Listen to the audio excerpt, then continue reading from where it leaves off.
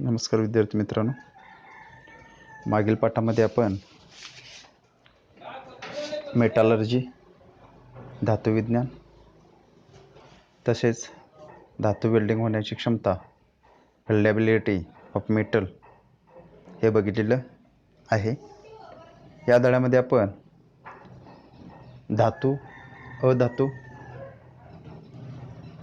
त्यांचे गुणधर्म म्हणजेच प्रॉपर्टी, तसेच कार्बनचे प्रमाण वाढवत नेल्यानंतर स्टीलमध्ये low carbon steel, medium carbon steel, high carbon steel, त्याचा वापर, त्याचा उपयोग, तसेच धातू मूलद्रव्ये असतील किंवा अधातू मूलद्रव्ये असतील त्याचे गुणधर्म हे मागील पाठामध्ये आपण बघितलेलं आहे. या पाठामध्ये आपण मिश्र पोलाद म्हणजे धातूमध्ये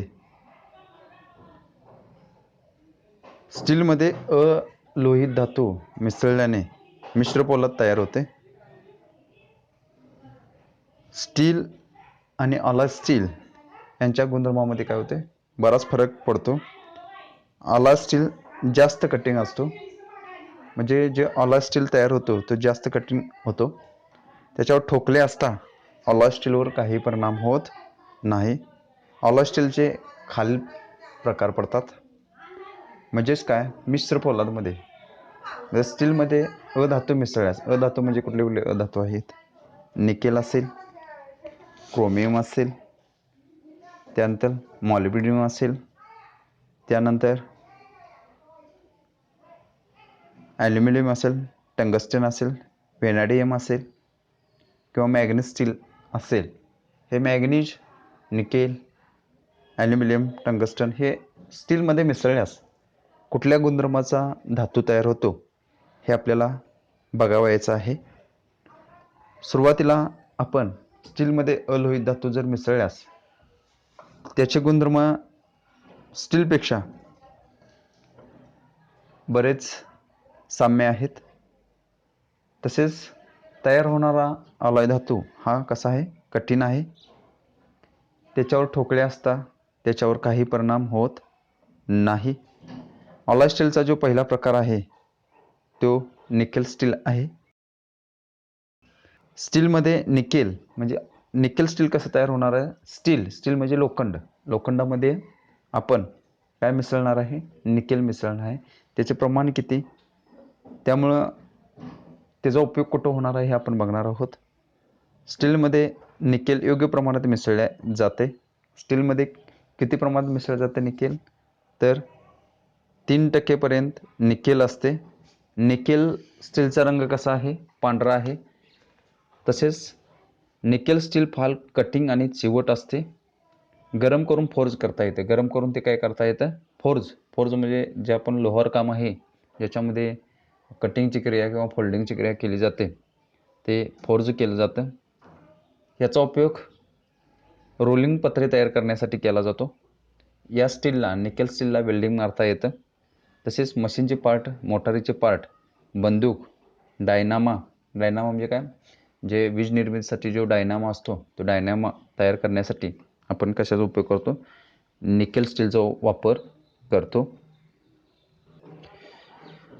आपण निकेल स्टीलचा वापर, निकेलचं प्रमाण किती असतं, स्टीलमध्ये 3% पर्यंत असतं निकेल. याचा वापर मशीन पार्ट, मोटारीचे पार्ट, बंदूक, डायनामा हे तयार करण्यासाठी निकेल स्टीलचा वापर केला जातो.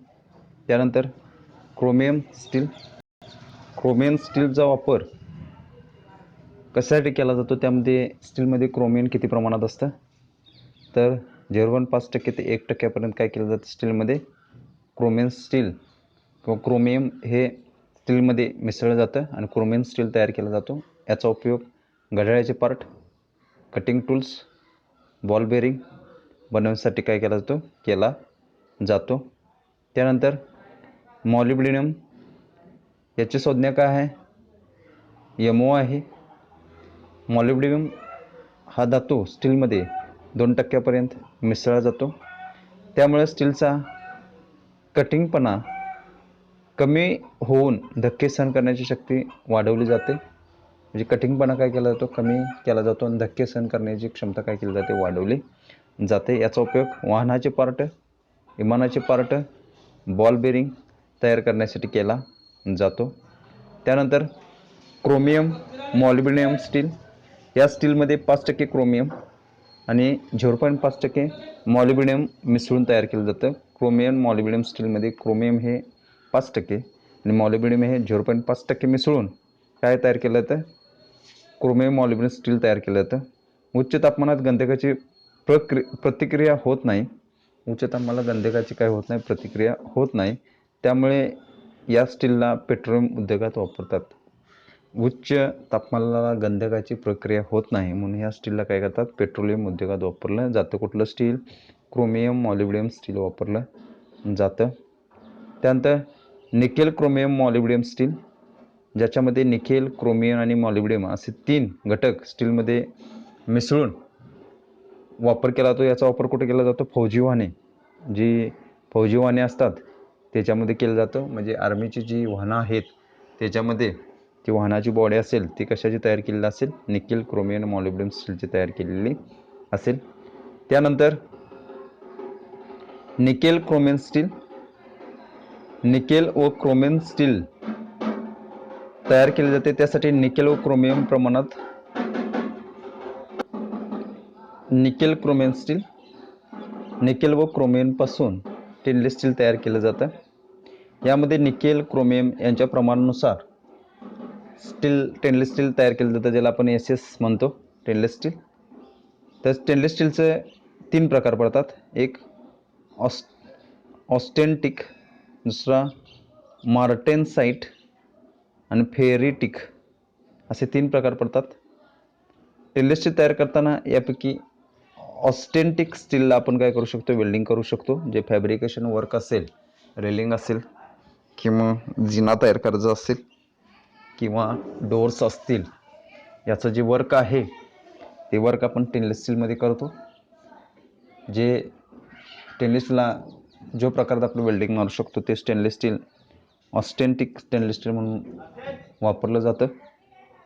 त्यानंतर ॲल्युमिनियम स्टील, या स्टीलमध्ये थोड्या प्रमाणात ॲल्युमिनियम मिसळल्यामुळे चांगल्या प्रकारे रेवेदार कास्ट आयर्न तयार करता येतं. स्टीलमध्ये ॲल्युमिनियम मिसळल्यामुळं आपल्याला काय, रेवेदार कास्ट आयर्न तयार करता येतं. टंगस्टन स्टील, हे ऑला स्टील चांदीप्रमाणे पांढरे शुभ्र असतात. टंगस्टन स्टील कसं आहे, चांदीप्रमाणे कसं आहे, शुभ्र आहे, पांढरा शुभ्र आहे. यापासून तयार केलेले अवजारे कठीण असतात. म्हणजे टंगस्टन स्टीलपासून जी अवजारे तयार करतो आपण ती कशी असतात, कठीण असतात. त्यांना टेम्परिंग करावे लागत नाही. परंतु हा धातू ठिसूळ असतो. पण हा धातू कसा आहे, ठिसूळ आहे. जास्त वेळ गरम केला तरी नरम होत नाही. म्हणजे टंगस्टन स्टील आहे हा जर धातू काय आहे, पांढरा शुभ्र आहे चांदीप्रमाणे. अवजारे, कठीण अवजारे तयार करण्यासाठी याचा उपयोग केला जातो. याला टेम्परिंग करावं लागत नाही. म्हणजेच काय, टेम्परिंग म्हणजे काय क्रिया आहे, त्याला गरम केलं जातं आणि वाळूच्या ढिगाखाली किंवा मातीच्या ढिगाखाली सावकाश थंड होऊ दिलं जातं. त्याला टेम्परिंग असं आपण म्हणतो. हा धातू कसा असतो, ठिसूळ असतो. जास्त वेळ गरम केला असता नरम होत नाही. धारदार हत्यारे तयार करण्यासाठी टंगस्टन स्टीलचा वापर केला जातो. अवजाऱ्याने धारदार अवजारे तयार करण्यासाठी टंगस्टन स्टीलचा वापर केला जातो. त्यानंतर व्हॅनेडियम स्टील, हे ऑला स्टीलमध्ये 0.3% ते 1% व्हॅनेडियम स्टील मिसळले जाते. स्टीलमध्ये 0.3% ते 1% व्हॅनेडियम मिसळलं जातं. त्यामुळं या स्टीलमध्ये कठीणपणा, इलेस्टिसिटीमध्ये वाढ होते. कठीणपणा आणि इलेस्टिसिटीमध्ये वाढ होते. गाडीची आस, गिअर तसेच पार्ट तयार करण्यासाठी याचा वापर केला जातो. गाडीचे जे गिअर्स असतील, गाडीची जी आस असेल आणि तसेच इतर पार्ट गाडीचे तयार करण्यासाठी आपण व्हॅनेडियम स्टीलचा वापर करतो. त्यानंतरचा जो मिश्र पोलाद आहे, मिश्र पोलादाचा जो प्रकार आहे तो 10वा प्रकार manganese steel. Manganese steel, manganese स्टीलची संज्ञा आहे Mn. स्टीलमध्ये 13% मॅग्नीज असते. मॅग्नीज स्टील जर 13% जर स्टीलमध्ये मिसळलं तर धातू कसा होतो? कटिंग होतो. इलेक्ट्रिसिटी लिमिटेडमध्ये वाढ होते, इलेक्ट्रिसिटीमध्ये वाढ होते. रोलिंग करता येतं, फोल्डिंग करता येतं. हे सावकाश थंड होतात पण पाण्यात बुडवल्यास नरम होते. सावकाश थंड होतात पण पाण्यात बुडवल्यास कसं होतं? नरम होतं. चांगल्या प्रकारे मशिनिंग करता येतं, ज्याच्यावर ड्रिलिंग, टॅपिंग, कटिंग ज्या प्रोसेस तयार करता येतात हे करता येतात मॅग्नीज स्टीलवर. ह्याचा उपयोग दगड फोडणारे क्रेशर, रेल क्रॉसिंग आणि इतर मशीन पार्ट याच्यासाठी वापर केला जातो. त्यानंतर आपल्याला अलोहित धातू कुठले कुठले आहेत ते बघायचे आहेत. अलोहित धातू जसे तांबे, ॲल्युमिनियम, जस्त, शिसे, कथील, तांबे, bronze, magnesium, babbitt, German silver, monel, हे जे घटक आहेत हे कुठले कुठले आहेत? अलोहित धातू आहेत. अलोहित धातूचा इंजिनिअरिंग क्षेत्रामध्ये किंवा MIT क्षेत्रामध्ये फार महत्त्वाचा उपयोग आहे. धातूमध्ये लोहाचे प्रमाण बिलकुल नसते. अलोहित धातूमध्ये काय असते? लोहाचे प्रमाण बिलकुल नसते, म्हणजे नसतं. त्यांना आपण काय म्हणतो? अलोहित धातू असं म्हणतो. उदाहरणार्थ तांबे, ॲल्युमिनियम, जस्त, शिसे, चांदी, सोने. आता आपल्याला प्रत्यक्षात अलोह धातू बघावायचे आहे. अलोह धातू, मिश्र धातू, पितळ, कांस्य, व्हाईट मेटल हे मिश्र धातू आहेत अलोहित धातूचे. प्रत्यक्षात आपल्याला अलोहित धातू बघायचे आहेत. तांबे, ज्याची रासायनिक संज्ञा Cu आहे, Cu आहे रासायनिक संज्ञा, परीक्षेला विचारली जाते. त्यानंतर तांबे धातू रंगाला कसा आहे? लाल आहे. तो घडणसुलभता आहे, त्याला घडवता येतो. तंतुवहनशीलता आहे, डक्टिलिटी आहे, मेल्ड्राबिलिटी आहे. मेल्ड्राबिलिटी म्हणजे काय? पातळ पत्रे तयार करता येतात. डक्टिलिटी म्हणजे काय? खेचून तारा तयार करता येतात. उष्णतेचा आणि इलेक्ट्रिकचा कसा आहे? उत्तम सुवाहक आहे. याचा वितरण बिंदू 1083° आहे. परीक्षेला विचारलं जातं वितरण बिंदू. रासायनिक संज्ञा. घरगुती भांडी, याचा वापर घरगुती भांडी, बॉयलर, रेडिएटर, विद्युत मोटारी, विद्युत उपकरणामध्ये याचा वापर केला जातो. तांब्याचा विशिष्ट गुरुत्व 8.92 आहे. विशिष्ट गुरुत्व किती आहे? 8.92 आहे. त्यानंतर आपल्याला ॲल्युमिनियम, याची रासायनिक संज्ञा Al आहे. ॲल्युमिनियम धातूचा रंग कसा आहे? पांढरट रंगाचा असून घडणशील आहे, म्हणजे मेल्ड्राबिलिटी आहे. त्यानंतर तंतुभवनशील आहे, म्हणजे खेचून तारा तयार करता येतात, डक्टिलिटी गुणधर्म आहे. तसेच उष्णतेचा आणि विजेचा कसा आहे? उत्तम सुवाहक आहे. याचा वितरण बिंदू किती आहे? 658°C. विशिष्ट गुरुत्व किती आहे? 2.70. याचा उपयोग घरगुती भांडी, विजेचे वाहन, बस, विमानाचे सांगाडे, फर्निचर, ग्रिल तयार करण्यासाठी केला जातो. त्यानंतर जस्त हा निळ्या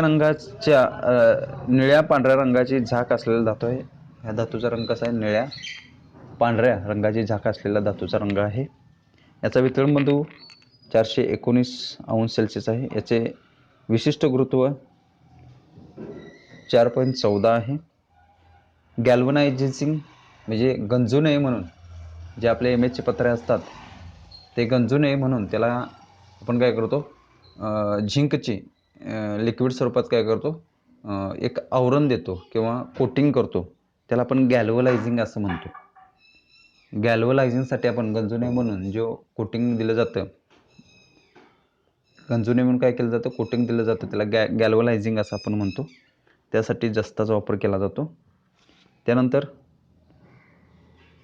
अलोहित मिश्र धातू तयार करण्यासाठी सुद्धा जस्ताचा वापर केला जातो.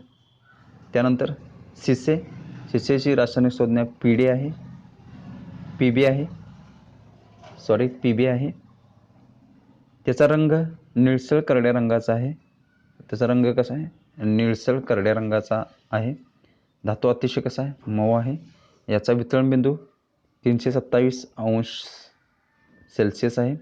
विशिष्ट गुरुत्व 11.3 आहे. धातू कसा आहे, तंतुभवनशील आहे. त्यानंतर मेलरॅबिटी आहे. तंतुभवनशील म्हणजे डक्टिलिटी, खेचून तारा तयार करता येतात. मेलरॅबिटी म्हणजे ठोकून पत्रे तयार करता येतात. थंड स्थितीत सुद्धा शिसे मऊ असल्यामुळं त्याला घडीव काम करता येतं. ॲसिडचा परिणाम होत नाही शिशावर. ॲसिड टँकरचा आतून अस्त्री करण्यासाठी याचा वापर केला जातो. शिसे ॲसिड जे वाहन करणारे जे टँक्स आहेत, त्याला टँकला कोटिंग करण्यासाठी आपण शिस्याचा वापर केला जातो. त्यानंतर सोल्डरिंग करण्यासाठी शिसे आणि लीड म्हणजे शिसे आणि टीन याचा वापर करून, शिसे आणि कतील यांचा वापर करून आपण काय करू शकतो, सोल्डरिंग करू शकतो. त्या सोल्डरिंगसाठी सुद्धा शिसेचा वापर केला जातो. आणि अलोहित मिश्र धातूसाठी शिस्याचा वापर केला जातो. त्यानंतर कतील, याची रासायनिक संज्ञा SN आहे. कथीलला आपण इंग्लिशमध्ये टीन असं म्हणतो. या धातूचा रंग चांदीसारखा पांढरा शुभ्र आहे. टीन हा धातूचा रंग कसा आहे, पांढरा शुभ्र आहे आणि थोडासा करडा झाक आहे आणि थोडीसा करडा झाक आहे. याचा वितरण बिंदू 232 अंश सेल्सिअस आहे. विशिष्ट गुरुत्व 7.3 आहे. हा धातू कसा आहे, मऊ आहे. टीन धातू कसा आहे, मऊ आहे. त्याचे ताण सामर्थ्य खूपच कमी आहे. याचे ताण सामर्थ्य म्हणजे टेन्शन, ताण किंवा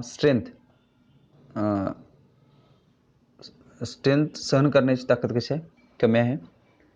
तंतुभवनशील, घडणशील आहे. डक्टिलिटी आणि मेलरॅबिटी गुणधर्म आहे. भांड्यांना कलईसाठी उपयोग होतो. जस्त आणि कतील यांचा कलई करण्यासाठी उपयोग केला जातो. याच्यापासून सोल्डर, मगाशी मी सांगितलं तुम्हाला, कतील आणि शिसे यांचं प्रमाण घेऊन आपण सोल्डरिंग करू शकतो. त्यासाठी सोल्डरिंगसाठी या धातूचा वापर होतो. आणि अलोहित मिश्र धातूसाठी सुद्धा कथीलचा वापर केला जातो. त्यानंतर ब्रास इथं तांबे लिहिले त्याने चुकून. धातू कुठला आहे, ब्रास. तांबे आणि जस्त म्हणजे झिंक आणि तांबे यांच्या मिश्रणापासून आपण ब्रास बनवतो. औद्योगिक क्षेत्रामध्ये जे आपण ब्रास वापरतो त्यामध्ये 60% तांबे असतं आणि 40% झिंक असतं. त्यापासून आपण ब्रास बनवतो. तर त्या तयार होणाऱ्या ब्रासचा उपयोग आपण पत्रे, पाईप, रॉड तयार करण्यासाठी केला जातो. ह्या ब्रासचा वितरण बिंदू 880 अंश सेल्सिअस ते 993 अंश सेल्सिअस इतका आहे. मिश्रणानुसार वितरण बिंदू वेगवेगळे आहेत. ज्या टक्केवारीत मिश्रण असेल त्या टक्केवारीनुसार, म्हणजे तांबे आणि जे झिंक आहे यांच्या टक्केवारीनुसार जे मिश्रण असेल, तसे मिश्रण वेगवेगळ्या प्रमाणात असेल तर त्याचा वितरण बिंदू पण वेगवेगळ्या प्रमाणात असणार आहे. ब्रॉन्झ, तांबे आणि कथील यापासून ब्रॉन्झ तयार होतं. तांबे 90%, 10% कथील टीन SN.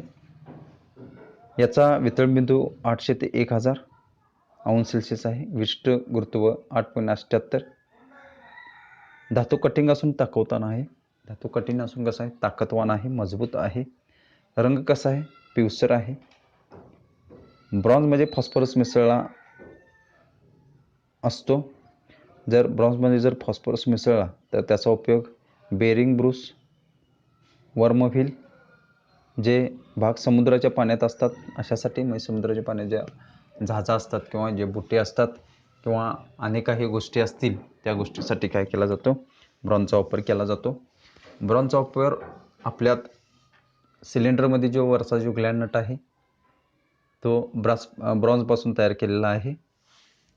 त्यानंतर मॅग्नेशियम, रासायनिक संज्ञा Mg, चांदीसारखा चककणारा अतिशय मऊष धातू आहे. चांदीसारखा चकणारा अतिशय मऊ धातू आहे. वितळबिंदू 651 अंश सेल्सिअस आहे. विशिष्ट गुरुत्व 1.74 आहे. गंजण्यास प्रतिकारक आहे. हा धातू गंजत नाही. शुद्ध मॅग्नेशियम वापरत नाहीत. मिश्र धातू तयार करण्यासाठी वापर होतो. हा धातू जळतो, त्यापासून प्रखर उजेड निघतो. हा धातू जळल्यानंतर याच्यापासून काय निघतो? प्रखर उजेड निघतो. मॅग्नेशियम ऑक्साईड तयार होते आणि जळल्यानंतर काय होते? मॅग्नेशियम ऑक्साईड तयार होतं. त्यानंतर अधातूमधील जो नवा प्रकार आहे तो बॅबिट. या धातूमध्ये कथिल आणि शिसे असते. कथिल आणि शिसे यांच्याबरोबरच अँटीमनी आणि अल्प प्रमाणात तांबे मिसळला असता आपल्याला काय मिळतं? बॉबिट हा धातू मिळतो. 65 ते 90% कथिल असतं. जास्त प्रमाण आहे ते कथिलचं आहे. शिसे अधिक असलेल्या बॅबिटमध्ये 75% शिसे, अँटीमोनियम व कथिल हे मिश्र धातू आहे. शिसेचं प्रमाण जर 50% असेल, शिसे अधिक असलेल्या बॉबिटमध्ये 50% शिसे, अँटीमोनियम व कथिल हे धातू मिश्र असतात. म्हणजे शिशाचं प्रमाण जर जास्त असेल बॉबिटमध्ये तर अँटीमनी आणि कथिल या धातूचं प्रमाण कसं असतं? कमी असतं. त्यानंतर जर्मन सिल्वर. या धातूमध्ये 15 ते 25% निकेल, 20 ते 30% झिंक, त्यानंतर तांबे यांचे मिश्रण असते. धातू उष्णतारोधक आहे. विजेच्या उपकरणामध्ये जेथे रोधाची जरूर असते त्या ठिकाणी वापर होतो जर्मन सिल्वर. त्यानंतर मोनेल. या धातूमध्ये 65 ते 70% निकेल, 25 ते 30% तांबे. त्यानंतर ज्या ठिकाणी ब्रॉन्झ काम करू शकत नाही असे पार्ट बनवण्यासाठी उपयोग होतो. ज्या ठिकाणी ब्रॉन्झ काम करू शकत नाही अशा ठिकाणी पार्ट बनवण्यासाठी मोनेलचा वापर केला जातो. मोनेल हा धातू आहे, अधातूमध्ये मोडतो. त्यानंतर धातूची वेल्डिंग होण्याची क्षमता, धातू वेल्डेबिलिटी म्हणजे धातू वेल्डिंग होण्याची क्षमता हे आपल्याला बघावायचं आहे. स्टील वेल्डिंग योग्य आहे अथवा नाही हे IS इंडियन स्टँडर्ड 226/1965 नुसार मानक स्टील खालील विशेषता असावी. म्हणजे वेल्डिंग होतं का नाही हे इंडियन स्टँडर्ड 226/1962 नुसार ते मानांकन केलेलं आहे. कार्बन 0.25%, सल्फर फॉस्फरस 0.6%, तसेच तांबे 2% ते 6% असतं. यांत्रिक गुणधर्म टेन्साइल स्ट्रेंथ 42 ते 45 kg/mm². यील्ड स्ट्रेंथ 26 ते 23 kg/mm². आता स्टीलला फ्युजन वेल्डिंग करायचं आहे, वितळून वेल्डिंग करायचं आहे. हे IS इंडियन स्टँडर्ड 20/62/1962 अंतर्गत स्टीलची आवश्यकता. कार्बनचे प्रमाण किती दिले त्यांनी? 0.25%. सल्फर आणि फॉस्फरस 0.6%, 0.06%, आणि सिलिकॉन 0.25% आणि मॅग्नीज 0.8% पर्यंत पाहिजे. म्हणजे फ्युजन वेल्डिंग करत असताना कार्बन 0.25% पर्यंत चालणार. मेटलमध्ये स्टीलमध्ये असेल तर 0.25% कार्बन लागणार. सल्फर फॉस्फरस 0.06% पर्यंत चालणार आणि सिलिकॉन 0.25%, मॅग्नीज 0.8% चालणार. याच्यापेक्षा जास्त प्रमाण असेल तर धातू वेल्डिंग होणार नाही. वरती पण तसंच आहे, 0.25% पर्यंत स्टीलमध्ये कार्बन पाहिजे. त्याच्यापेक्षा जास्त प्रमाण असेल तर वेल्डिंग होणार नाही. सल्फर फॉस्फरस 0.06%, तांबे 0.2% ते 0.3% जर असेल तरच काय होणार आहे? वेल्डिंग होणार आहे. त्याच्यापेक्षा जास्त प्रमाण वाढले तर वेल्डिंग होणार नाही. त्यानंतर स्टीलमधील कार्बनचा परिणाम. Effects of carbon in steel. Carbon हा पोलादाचा अत्यंत महत्त्वाचा घटक आहे. कार्बन हा पोलादाचा अत्यंत महत्त्वाचा घटक आहे. तर पोलादामध्ये कार्बनचं जर प्रमाण जसं वाढवत जाईल तसं धातू काय होतं, कटिंग होत जातो. निरनिराळ्या प्रमाणात कार्बन वाढल्यास लोखंडाचे गुणधर्म बदलतात. फेरसमध्ये जर कार्बन मिसळत गेलो तर फेरसचे जे गुणधर्म आहे, जे लोखंडाचे जे गुणधर्म आहेत ते काय होतात, बदलत जातात. त्याला मगाशी सांगितल्याप्रमाणे कठीणपणा अधिक मजबूत येते. त्यामुळे याचा वापर औद्योगिक क्षेत्रामध्ये जास्त प्रमाणात केला जातो.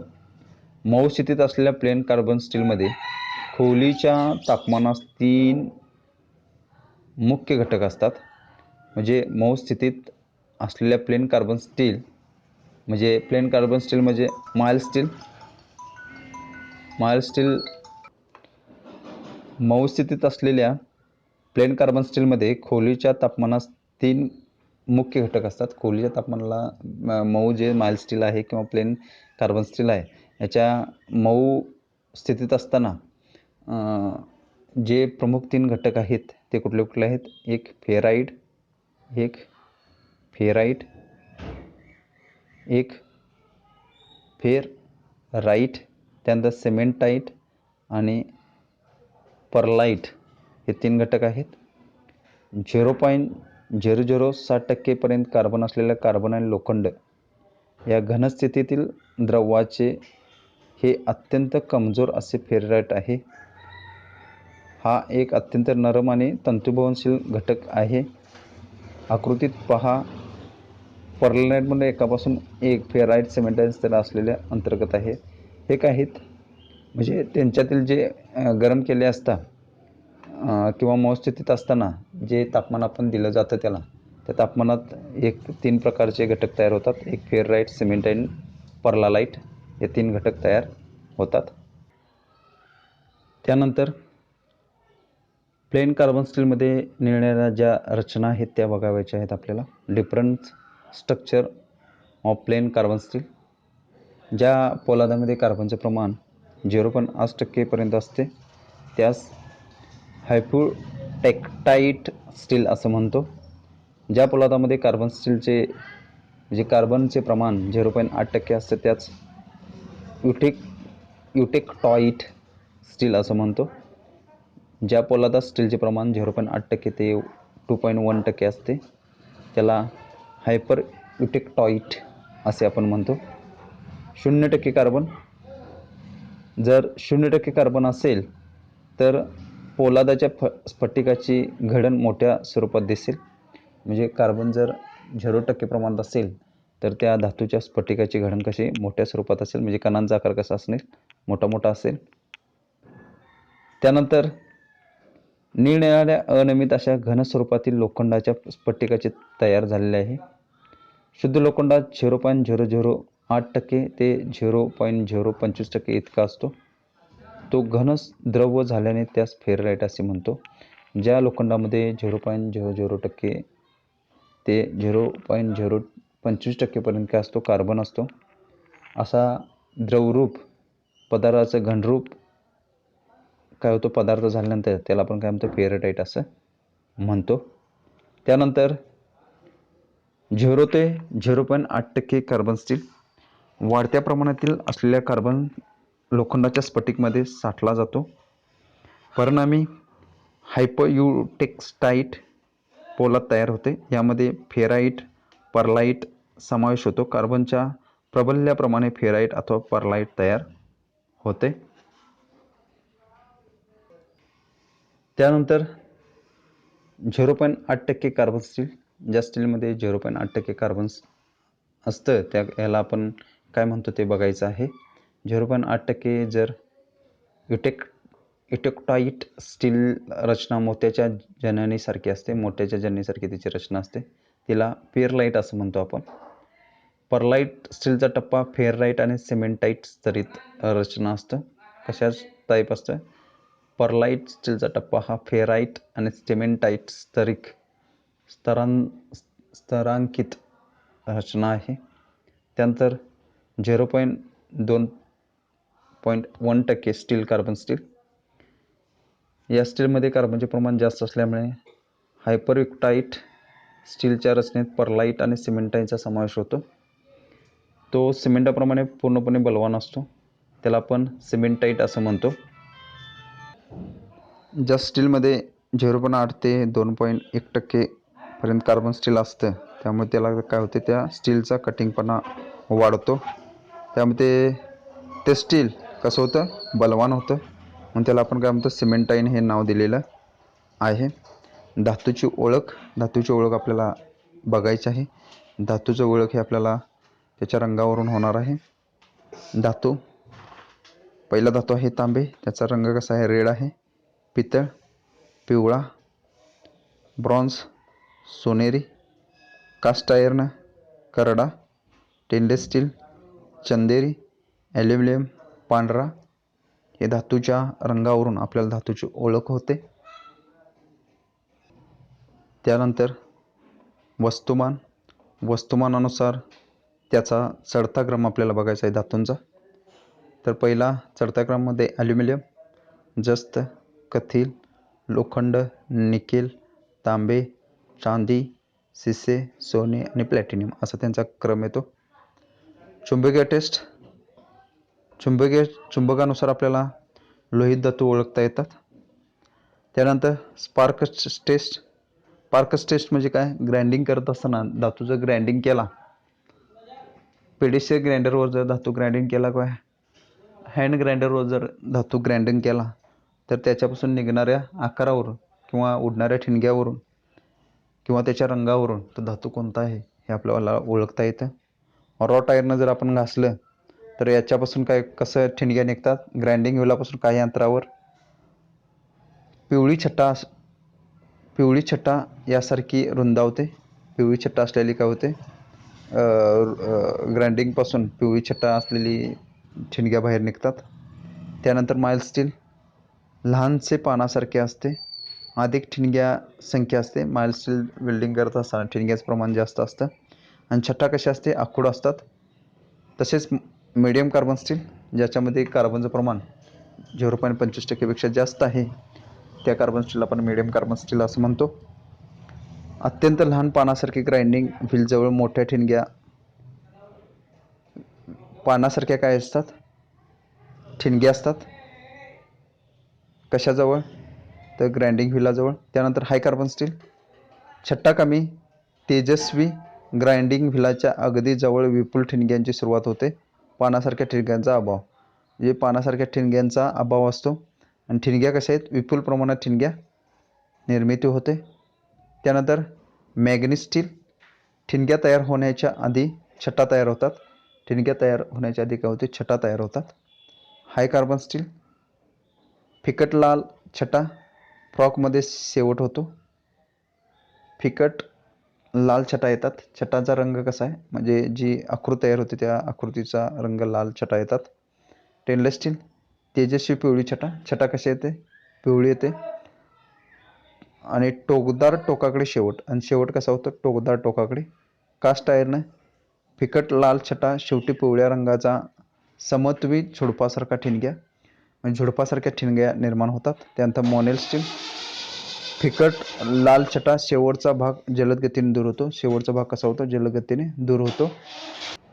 त्यानंतर आपल्याला धातूची चाचणी, त्यानंतर कुठले कुठले धातू आहेत, manganese steel, stainless steel, cast iron, wrought iron. ही जी चाचणी आहे ती आपल्याला बाह्य स्वरूप डोळ्याच्या साहाय्याने कसा दिसतो धातू तो बघायचा आहे. फिकट पृष्ठभाग कास्टिंगसारखा, चांदीसारखा चकचकीत गुळगुळीत, रंग कास्ट आयर्नचा करडा,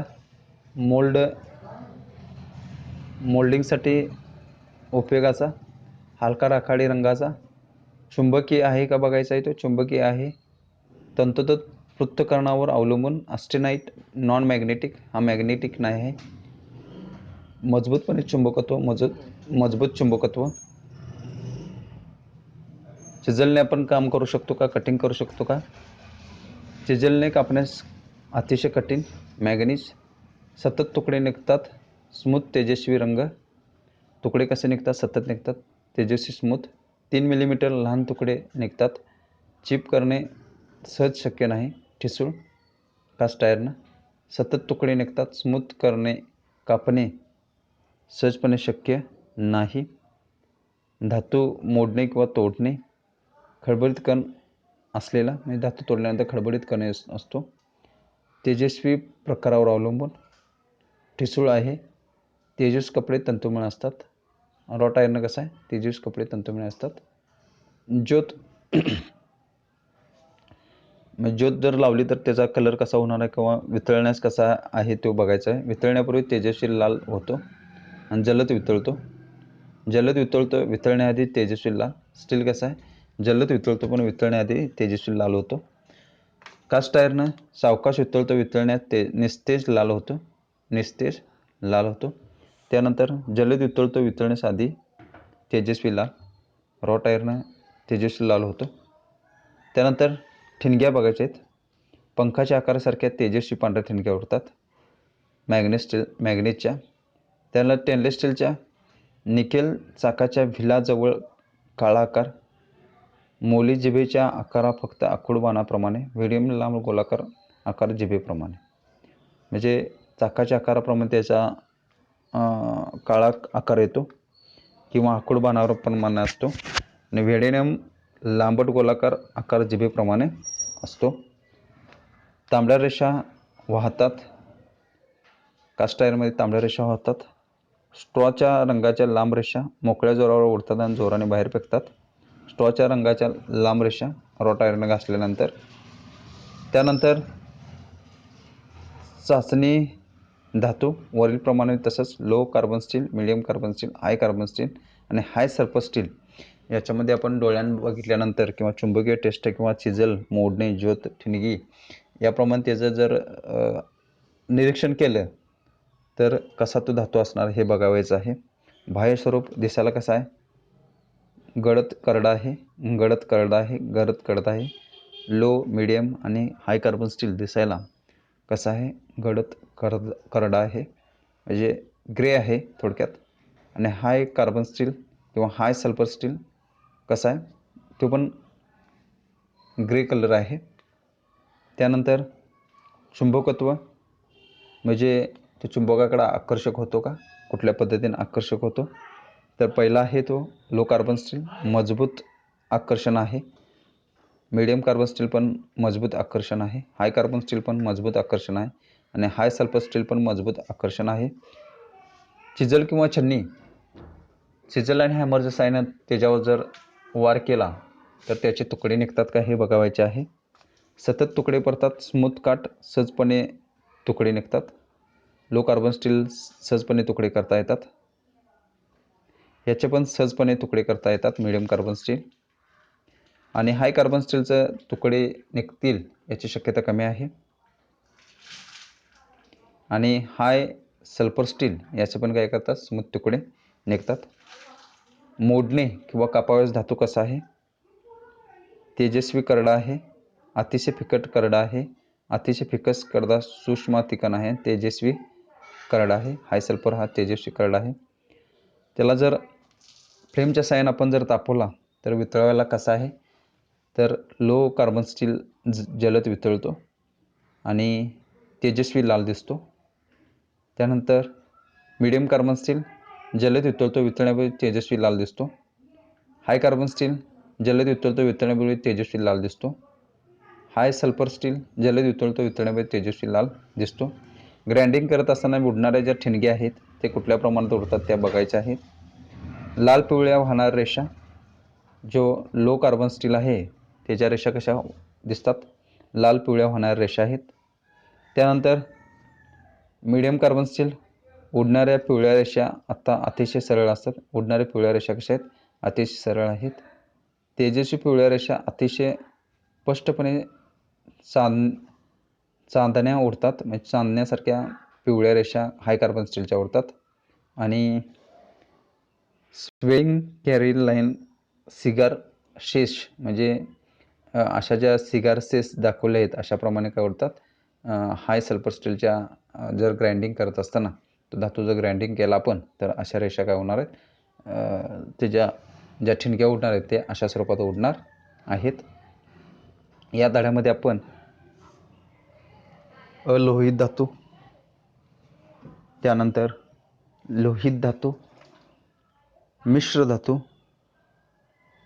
त्यानंतर फेरसचे गुणधर्म, त्यानंतर त्या धातूची जर चाचणी घेतली तर तो दिसाव्याला कसा आहे, ते चुंबकीय कसा आहे, किंवा चिजल किंवा हॅमरनं त्याच्यावर जर वार केला किंवा ठोकलं तर त्याचे चिजलपासून तुकडे निघतात का, कापण्यास कसा आहे, फ्लेमनं जर गरम केला तो वितळतो का, आणि ग्राइंडिंग केला असता ठिणग्या निघतात का, हे सर्व धातूंचं गुणधर्म, त्याच्या प्रॉपर्टीज, त्याचा उपयोग, मिश्र धातू तयार होतात हे कुठल्या प्रमाणात, किती प्रमाणात, स्टीलमध्ये अलोहित धातू मिसळल्यास कुठला धातू तयार होतो, त्या धातूचा उपयोग काय, तो धातू वेल्डिंग होण्यासाठी कार्बनचं प्रमाण किती पाहिजे, या संदर्भात पूर्ण आपण आढावा घेतलेला आहे.